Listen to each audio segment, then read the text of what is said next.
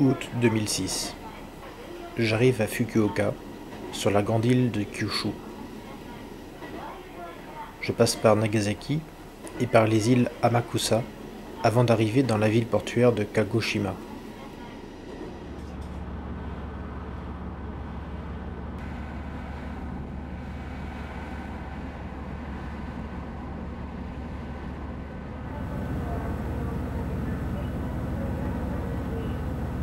On s'inquiète alors de l'activité d'un volcan gigantesque dont 2 éruptions cataclysmiques ont marqué la région au siècle dernier.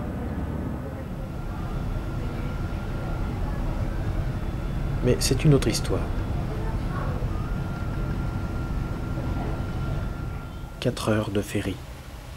Nous passons près de Tanegashima avant d'apercevoir des nuages dans le lointain. Sous les nuages, se dévoilant au tout dernier moment, l'île Yaku. Yakushima en japonais.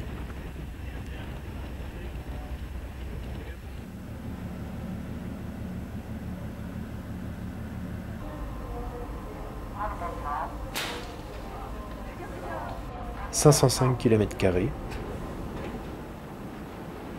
14 000 habitants, des villes, des routes, des voitures électriques, des bains publics, l'air conditionné.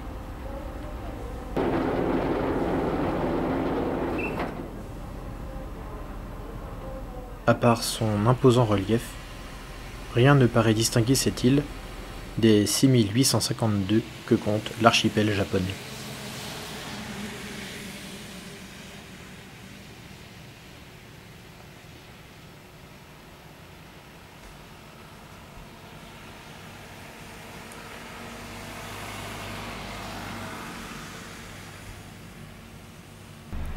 Pour comprendre, il faut quitter la zone côtière et s'élever. S'élever vers la forêt, qui couvre la quasi-totalité des montagnes de l'île. Les plus hautes montagnes du sud du Japon.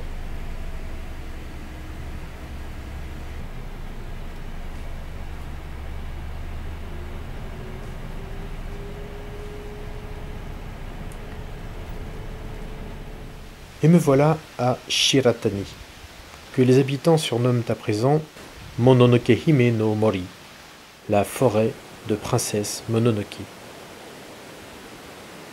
Je suis d'abord frappé par la roche. Yakushima est essentiellement constitué de granit, une roche formée en profondeur, amenée à l'affleurement par de grands bouleversements tectoniques. La forêt de Shiratani a subi d'importants bouleversements elle aussi, mais ce sont des bouleversements dus à l'activité humaine. Une centaine d'espèces végétales de Yakushima sont endémiques, c'est-à-dire qu'elles n'existent nulle part ailleurs. C'est aussi le cas de plusieurs espèces animales. Les cervidés de Yakushima constituent une sous-espèce du cerf sika, que l'on retrouve à Hokkaido et aussi en Chine et en Corée. Peu farouche, il se laisse facilement approcher.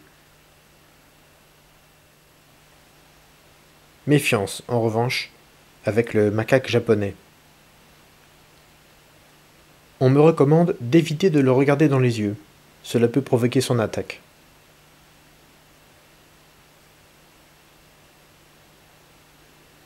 En s'enfonçant plus avant dans la forêt, nous trouvons enfin les Yakusugi, les cèdres de Yaku. C'est une espèce endémique, spécifique à cette île. La plupart de ceux que nous voyons portent la marque d'une intense et ancienne exploitation. À l'époque Edo, entre 1600 et 1867, le bois du cèdre de Yaku était principalement destiné au bardage des toitures. On utilisait les plus grosses branches, faciles à débiter, et on abandonnait sur place les rameaux, les troncs et les souches. Sa résine en fait un bois extraordinairement résistant, On trouve dans les forêts de Yakushima les troncs de cèdre qui ont été abattus il y a 200 ou 300 ans et dont le bois n'a pas pourri. Ce bois, appelé Domaeboku, est utilisé pour la fabrication d'objets artisanaux. Son ramassage et son utilisation sont aujourd'hui réglementés.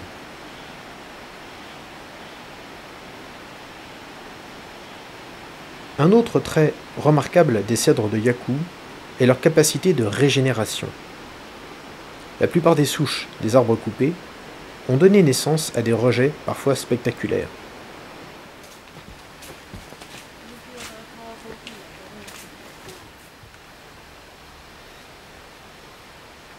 Le cèdre de Yaku a une longévité exceptionnelle, estimée à 2000 ans.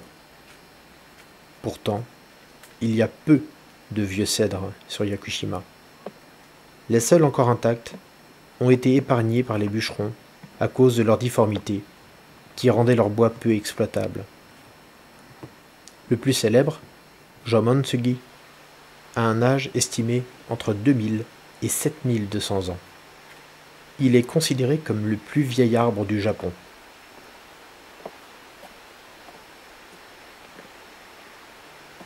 Un autre phénomène encore participe à la vitalité de la forêt. Des graines, dispersées par le vent, germent sur le tronc des arbres abattus, couverts de mousse, et forment de jeunes pousses. Les Japonais appellent cela Tubokuju Kushin. Comme des sentinelles, ces jeunes arbres paraissent protéger la mémoire des anciens. Quand vous verrez ou reverrez le film de Miyazaki, Princesse Mononoke, vous reconnaîtrez la forêt du dessert. Ce n'est pas la forêt de Yakushima, telle qu'elle est aujourd'hui, mais telle qu'elle était avant que les cèdres géants ne soient décapités.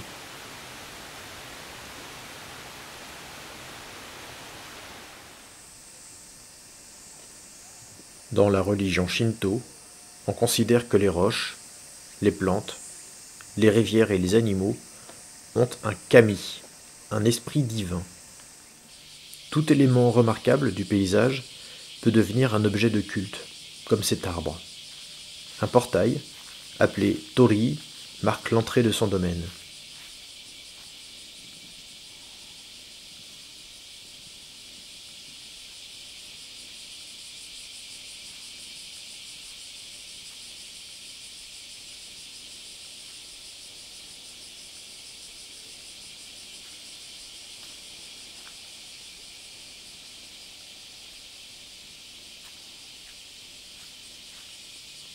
Un autel est destiné à recevoir les offrandes.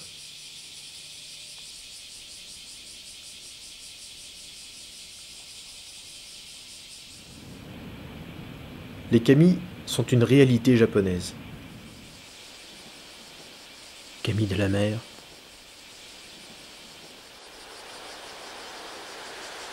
kami du vent, kami des nuages, kami des routes. Si on écoute, on les entend. Si on regarde, on les voit. Parfois, on ne perçoit que leur ombre ou seulement leurs traces.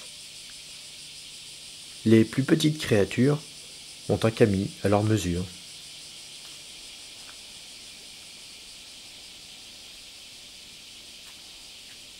En trouvant cette exuvie, je revois les omus, ces insectes géants du film Nausicaa de la vallée du vent. Deuxième long métrage de Miyazaki, on y découvre une forêt très étrange, qui a elle aussi un rapport avec Yakushima. Miyazaki est venu ici à l'époque de la réalisation du film. Pas pour la macroflore, mais pour la microflore. Les mousses, les lichens, ces plantes minuscules que l'on piétine sans y penser, avaient nourri son imaginaire pour créer le décor stupéfiant du Fukai, cette forêt toxique peuplée d'insectes géants. Un lieu fascinant, dangereux, et pourtant menacé par l'ignorance. Déjà dans Nausicaa, il y avait l'idée de la transgression du sacré. de sa destruction au nom du développement et de l'expansion des hommes.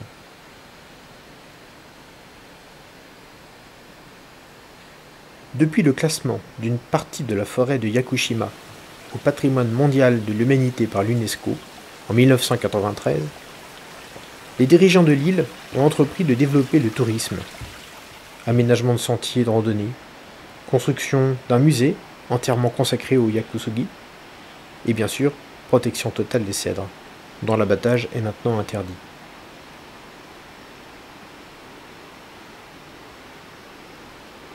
Des gens de Yakushima m'ont dit qu'ici le Shinto était différent. Ils ne sont pas entrés dans les détails. Je cherche à comprendre comment les habitants de ce lieu, imprégnés d'animisme, ont pu être amenés à abattre presque tous les grands arbres de leur île, pourtant considérés comme sacrés.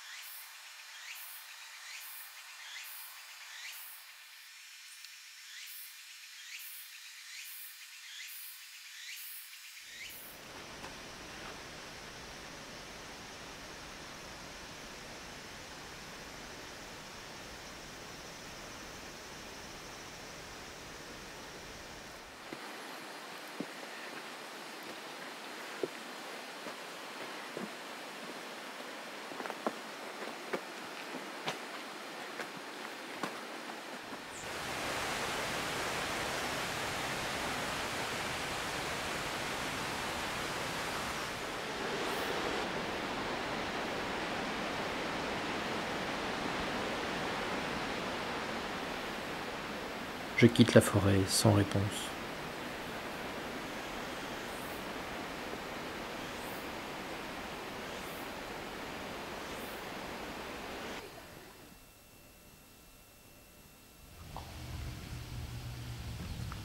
Il faut revenir à la civilisation.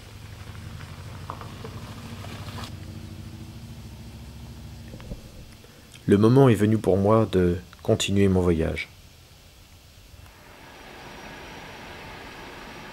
Mais je sais qu'un jour, je reviendrai à Yakushima.